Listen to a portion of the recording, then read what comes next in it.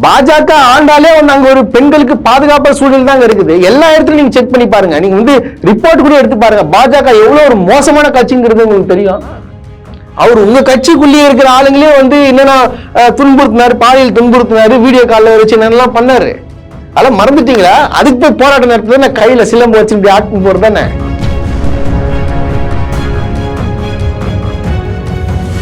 சரி, பாஜக கேட்க மாட்டீங்க, விட்டுருங்க. ஏன் சீமான் கேட்கல? அப்புறம் பாத்தீங்கன்னா விஜய் கட்சி பேரு பாத்தீங்கன்னா மறந்து போயிடுறாங்க. தமிழக வெற்றி கழகமா? தமிழக வெற்றி கழகம் தலைவர் விஜய் ஏன் கேட்கல? 1000 ரூபாய் வேணாம், பாதுகாப்பு வேணும். உங்களுக்கு 1000 ரூபாய் வேணாமா? ஏமா உங்களுக்கு 1000 ரூபாய் வேணாம். நீங்க பனையூர் பங்களால பீச்சை பாத்துக்கிட்டு டால்பின் போது நீங்க பாக்குற ஆள் நீங்க.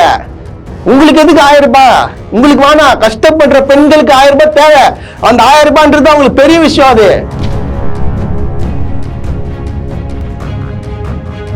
அவருடைய பேரனுக்கு பாத்தீங்கன்னா அந்த இளைஞர் சங்கமா இளைஞர் அணி தலைவர் போஸ்டிங் கொடுக்கறதுக்கு இவரு கொடுக்குறேன்னு சொல்லிட்டாரு, இவர் வானான்னு சொல்றாரு. 2 பேருக்கும் சண்டை. அதாவது பொது மேடையிலே சண்டை போட்டுக்கிறாங்க. அப்ப எந்த அளவுக்கு இருக்கு கட்சி?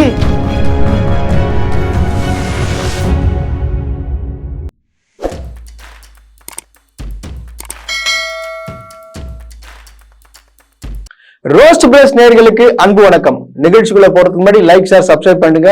வாங்க நிகழ்ச்சிக்குள்ள போலாம். அண்ணா யூனிவர்சிட்டி விவகாரம் பாத்தீங்கன்னா இன்னமும் கலவினே தான் இருக்குன்னு சொன்னாங்க. என்ன பாத்தீங்கன்னா தினமும் ஒரு கட்சி டைம் டேபிள் போட்டுக்கிறாங்க. இன்னைக்கு நீ, இன்னைக்கு நான், அடுத்த நாளைக்கு நீ அப்படி சொல்லிட்டு மாத்தி டைம் டேபிள் போட்டு 2 நாளைக்கு ஒரு போராட்டம் நடத்திட்டு இருக்காங்க தொடர்ந்து. அதாவது இன்னைக்கு கூட நடத்துறாங்க. இன்னைக்கு கூட பாத்தீங்கன்னா மதுரையில யார் நடத்துறான்னு பாத்தீங்கன்னா பாஜக மகளிர் அணி எல்லாம் கூட்டு வச்சு பாத்தீங்கன்னா மதுரையில கண்ணகி அவங்க அந்த கையில அந்த இதெல்லாம் வச்சுன்னு ஒரு இது பண்ணிருக்காங்க, நடிச்சுட்டு இருக்காங்க. நல்லா ஆக்டிங் பண்ணிட்டு இருக்காங்க. நான் பார்த்தேன், சிறப்பான ஒரு நடிப்பு. அதே மதுரைக்கு ஏன் போகிறாங்கன்னு பாத்தீங்கன்னா மதுரையில கண்ணகி இருந்த இடம்ல இவங்க கண்ணிலேயே அடி எரிச்சிருவாங்க போல, புரியுங்க, தப்பு பண்றவங்க எல்லாம். சோ அந்த அளவுக்கு ஒரு பவர்ஃபுல்லா இறங்கி இருக்கு. யாருன்னு பாத்தீங்கன்னா நம்ம குஷ்பு சொல்றாங்க, என்ன நீங்க நடவடிக்கை எடுக்கல, நடவடிக்கை எடுத்தாங்களா இல்லையான்னு சொல்லிட்டு எல்லாருக்குமே தெரியும். பொதுமக்கள் முதல் கொண்டு தெரியும். கடைசியில என்ன ஆக போகுது, இவங்க பண்ற கூத்துக்களை என்ன ஆக போகுது பாத்தீங்கன்னா, பாதிக்கப்பட்ட மாணவியே எப்பா போதுண்டா சாமி, தயவு செய்து என்ன விட்டுருங்க, நான் ஒரு தடவை தான் பாதிக்கப்பட்ட, ஆனா நீங்க பேசுற பேச்செல்லாம் பாத்தீங்கன்னா தினம் என்ன பாதிக்க அடைய வைக்கிறீங்கன்னு சொல்லிட்டு அந்த பொண்ணே நேரடியா பேட்டி கொடுப்பாங்கன்னு நான் நினைக்கிறேன். ஏன்னா அந்த அளவுக்கு ஒரு இது பண்ணிட்டு அழுத்தம் கொடுத்துட்டு இருக்காங்க. அதாவது தமிழ்நாடு அரசுக்கு அழுத்தம் கொடுக்கல, அந்த பொண்ணுக்கு தான் அழுத்தம் கொடுக்குறானுங்க. அதுதான் இவங்களோட மனநிலை எப்படி ஒரு மோசமான மனநிலையா இருக்குன்னு சொல்லிட்டு எனக்கு தெரியல. எனக்கு ஒரு புரியல ஒரு விஷயம். அவன் தப்பு பண்ணா அரெஸ்ட் பண்ணியாச்சு, முடிஞ்சு போச்சு கதை. யார் அந்த சார் அடுத்தது யார் அந்த சாருக்கும் முடிஞ்சு போச்சு. சிடிஆர் போட்டு எடுத்தாலே வந்துட போகுது. எந்த சுத்து வட்டாரத்துல அந்த டைம்ல யாரெல்லாம் போன் உபயோகிச்சாங்களோ எல்லாரும் போன போட்டு வந்துட போதே. அதுல நீங்களே தெரிஞ்சுக்கலாமே. சும்மா ஏன் நடவடிக்கை எடுக்கல, யாரு இருக்கிறான்னா இன்னும் புரியுது. உங்ககிட்ட பவர் இருக்குது, அது நீங்க போட்டாலே வந்துட போகுது. சிடிஆர் ரிப்போர்ட் போட்டு எடுத்து கொடுக்க போறாங்க. அதுல என்ன சும்மா யார் சார் இவங்க, யார் அந்த சாருன்னு இன்னும் என்னதான் அது கதைன்னு ஒன்றும் புரியல.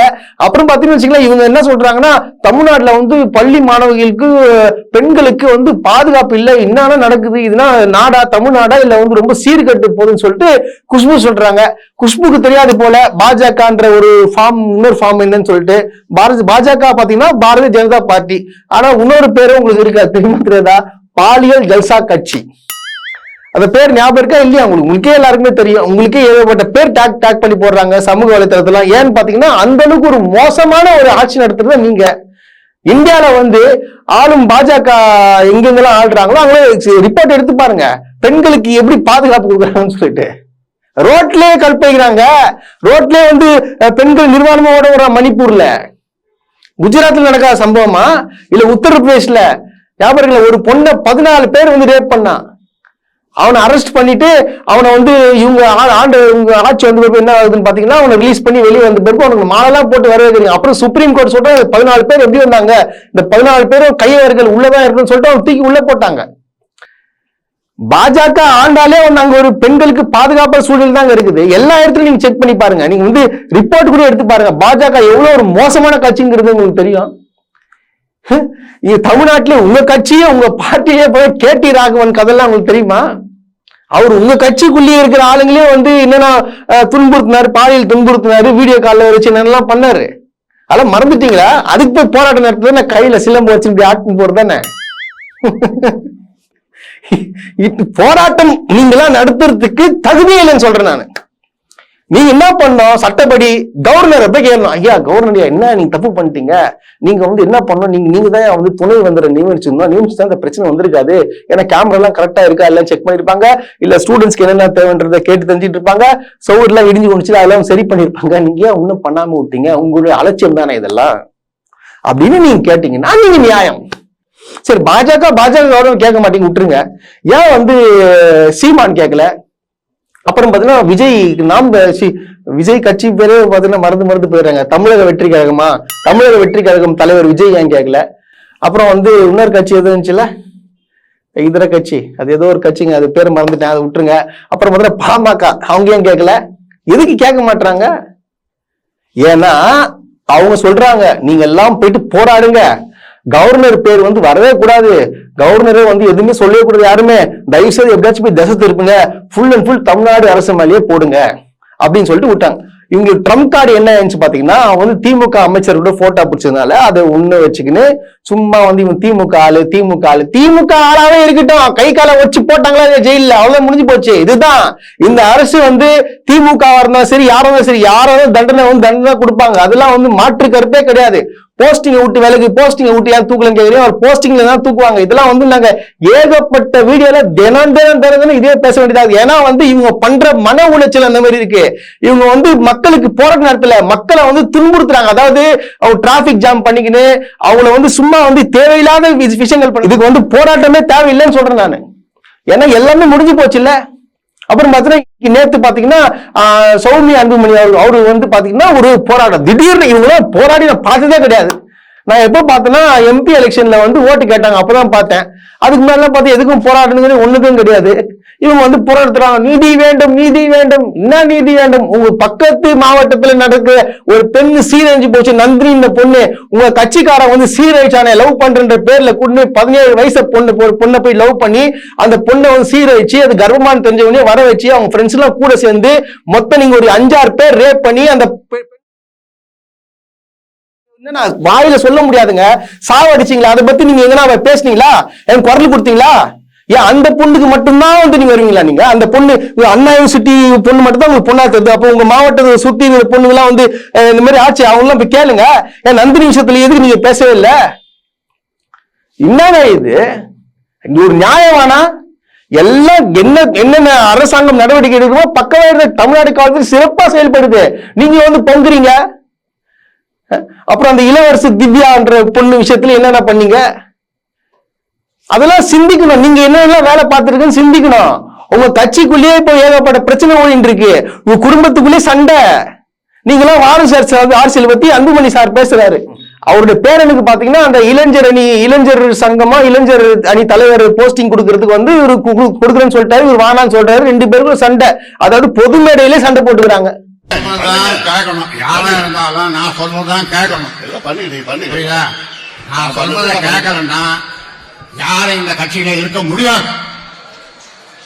இது நான் உண்டாக்குற கட்சி, நான் சொல்றதை கேட்கலன்னா யாரும் இந்த கட்சியில இருக்க முடியாது. என்ன சரிடா சரி போ. அப்ப எந்த அளவுக்கு இருக்கு கட்சி? கட்டா எங்க சொந்தத்துக்குள்ள சண்டை. உங்க சொந்தக்குள்ள சண்டைனா நீங்க வீட்டுல போய் சண்டை போட்டுங்க. நீங்க எதுக்கு வந்து பொதுவெளியில சண்டை போட்டுக்கிறீங்க? நீங்க ஒரு சீன் காட்டுங்க, நாங்க வந்து குடும்பத்துல யாரையும் சேர்க்க மாட்டோம்னு சொல்லிட்டு. அப்படின்னு பார்த்தா அவங்க ஒய்ஃப சௌமியா அன்புமணி நிக்க வச்சிருக்கூடாது. நிக்க வச்சு என்னாச்சு? தோத்தானே போனீங்க. மக்கள் அந்த அளவுக்கு உங்க மேல வெறுப்பு இது பண்றாங்க. ஏன்னா உங்க குடும்பத்துக்கு தேவையான விஷயங்களை மட்டும்தான் பண்ணிக்கிறீங்க தவிர உங்களுடைய உங்க நம்பி இருக்கிற தோழர்களை வந்து எதுவுமே கவனிக்கிறது இல்லை.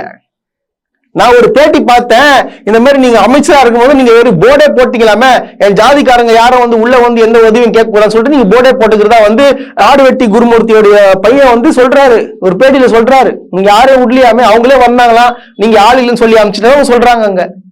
அப்ப அந்த அளவுக்கு ஒரு மோசமான மனநிலை நீங்க வந்து போராட்டம், பெண்களுக்கு போராட்டம் நடத்துன்றீங்க. எத்தனை வாட்டி நீங்க போராடிருக்கீங்க பெண்களுக்காக? சொல்லுங்க, உங்களால சொல்ல முடியுமா? சும்மா எப்பவுமே, அதாவது உங்களுடைய ஒரே அஜெண்டா என்னன்னா, நீங்க எல்லாமே ஒரே டீம், பாமக, அதிமுக, அப்புறம் பாத்தீங்கன்னா நாம் தமிழர், இப்ப புதுசா ஜாயின் பண்ண வந்து தாவேகா, இந்த 4 பேர் தான் வந்து இந்த மாதிரி போராட்டம் நடத்துறீங்க. மக்கள் வந்து பக்காவா உணர்ந்துட்டாங்க, இது எல்லாமே போலி அரசியல், இதெல்லாம் பக்கா ஃபேக் பண்றாங்க, இவங்க போராட்டம் நடத்துன்ற பேர்ல வந்து நாடகம் நடிச்சுட்டு இருக்காங்க என்று சொல்லியாச்சு. அப்புறம் என்ன, இது மட்டும் இல்ல, ஜட்ஜே கேள்வி கேட்டார் நேத்து அவங்க சௌமியா அன்புமணி அவர்கள், எதுக்கு வந்து உங்க இந்த போராட்டம் நடத்துற பேர்ல வந்து அரசியல இது மாத்துறீங்க, எதுக்கு இதுல வந்து அரசியல் ஏன் பண்றீங்க, இந்த மாணவ விஷயத்திலேயே அரசியல் ஏன் பண்றீங்கன்னு சொல்லிட்டு ஜட்ஜே கேட்டார். இன்னும் வேற என்ன, போலீஸ் அனுமதி மறுத்துச்சுன்னா மறுத்ததுதான்.